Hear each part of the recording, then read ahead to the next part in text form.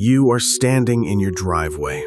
The sun is coming up, painting the sky in colors that should be beautiful, but to you, they look like bruises. The trunk of her car is open. You are standing there, barefoot on the cold concrete, watching her throw a suitcase into the back. You aren't yelling. You aren't screaming.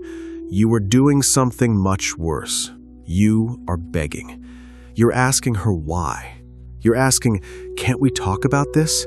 You're listing all the things you did right, all the vacations, all the sacrifices, all the years. You are trying to use logic to stop a woman who is operating entirely on emotion. She looks at you, and for a split second, you see it. It isn't anger in her eyes. It isn't sadness. It is pity. And beneath the pity, there is disgust. She gets in the car, slams the door, and drives away to meet him. And you are left standing there, hollowed out, feeling like half a man. You think the mistake was that you didn't love her enough. You think the mistake was that you worked too hard. You think the mistake was missing her signals. Brothers, you are wrong. The mistake wasn't what happened before the affair. The mistake, the fatal error that will haunt you for the next decade if you don't fix it right now, is what you are doing in this exact moment. It is the pick-me dance. It is the hysterical attempt to win back a woman who has already fired you. It is the belief that if you just try harder, you can compete with the fantasy she is chasing. This reaction is the single biggest destroyer of male dignity in the modern world. And today, we are going to perform an autopsy on this behavior, so you never, ever do it again. Brothers, I need a small favor. Your support keeps this channel alive. Please hit subscribe, drop a like, and leave a comment right now. We need to talk about the biology of panic. When you discover infidelity, your brain enters a state of primal emergency. It is called hysterical bonding. It is not love. It is not romance. It is a survival instinct. Your brain realizes that your mate, the person carrying your genetic future, or the person you bonded with for survival, is leaving. Your amygdala, the fear center of your brain, hijacks your logic. It screams, do anything to keep her. Do anything to secure the bond.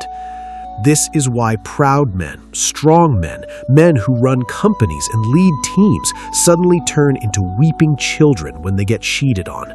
They start bargaining. They start promising change. They start competing with the affair partner. They try to be better than him. They hit the gym. They buy flowers. They write poetry. They debase themselves to win a trophy that is already tarnished. And here is the dark truth that nobody tells you. This behavior is exactly why she leaves for good. When you try to win her back after she betrays you, you are validating her disrespect. You are telling her, you can stab me in the back and my response will be to give you a massage. You are rewarding bad behavior. And in the animal kingdom and in human psychology, weakness is never attractive. Mercy is not attractive to a woman who is currently disrespecting you. Strength is. And begging is the opposite of strength. Let me tell you about a man named David.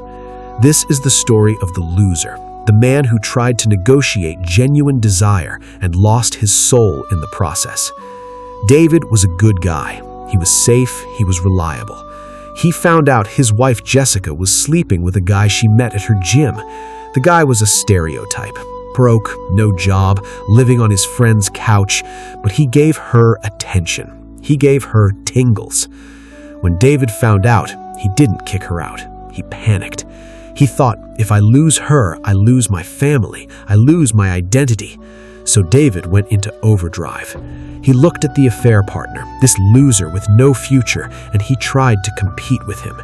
He thought, I have money. I have stability. I can be exciting too. David booked a surprise trip to Italy. He bought Jessica a new car. He started going to couples therapy where he paid a stranger $200 an hour to listen to Jessica complain about how David was emotionally distant. David sat there and took notes. He apologized for working hard to pay for the house she lived in. He apologized for being tired. He apologized for existing. He thought he was fighting for his marriage. He thought he was being a warrior. But to Jessica, he looked like a doormat. Every time he bought her a gift to win her back, she lost a little more respect for him. She looked at the affair partner, who treated her like an option, who didn't care if she stayed or left, and she felt attraction to him. Why?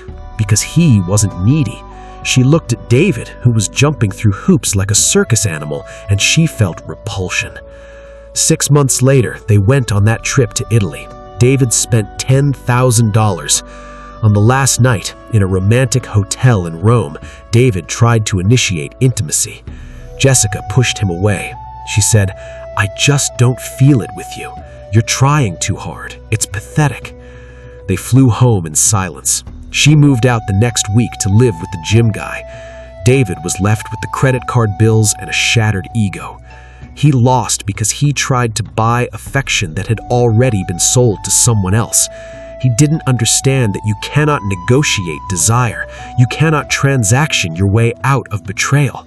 By trying to win her, he proved he wasn't a prize. The pick-me dance destroys you because it shifts the frame of the relationship. Before the affair, you were partners. Maybe you were even the leader. But the moment you start competing for her, you elevate her to the position of the judge. You are the contestant. The affair partner is the contestant, and she gets to sit on the throne and decide who dances better. Do not give a cheater a throne. Do not give a traitor the power of judgment. When you compete, you validate her delusion that she is a prize worth fighting for. You validate her narrative that she has options and you are lucky to be considered. Let's talk about the delusional narrative. Let's talk about a woman named Brenda. Brenda was 38. She cheated on her husband Steve with a coworker. When Steve caught her, he made the mistake of asking why. Never ask a cheater why. They don't know why, or they won't tell you the truth. But Brenda had an answer ready. She said, "I just feel like we've grown apart. I feel like I'm on a journey of self-discovery. And this other man, he just gets my soul. He sees the real me." She was using the eat, pray, love defense. She framed her betrayal as a spiritual awakening. Steve, instead of seeing this for the garbage it was, tried to join her on the journey. He read the books she was reading. He tried to have deep philosophical conversations with her about growth. He tried to validate her feelings. He thought if he could just understand her journey, he could be part of it. But Brenda didn't want him on the journey.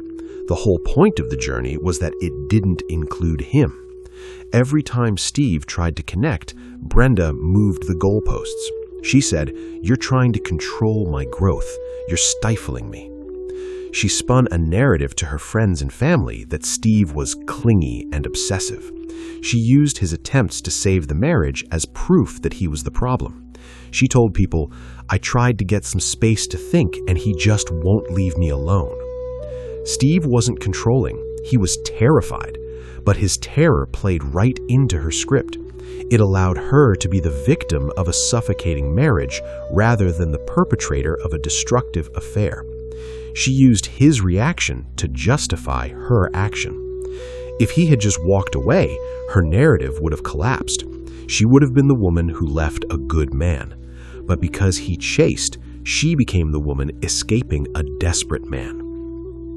Brothers, I need a small favor. Your support keeps this channel alive. Please hit subscribe, drop a like, and leave a comment right now. The biggest mistake is thinking that logic applies here. You think, we have a house, kids, a history. The affair partner has nothing. Logic dictates she should choose me. Infidelity is not logical. It is hormonal. It is emotional. It is a fantasy. When she is in the affair fog, she's high, literally. Her brain is flooded with dopamine and norepinephrine. She's addicted to the new guy. You cannot use logic to talk a junkie out of a high. When you show her spreadsheets of your finances or remind her of the vows, you sound like a parent scolding a teenager. And nothing kills libido faster than feeling like you were sleeping with your dad.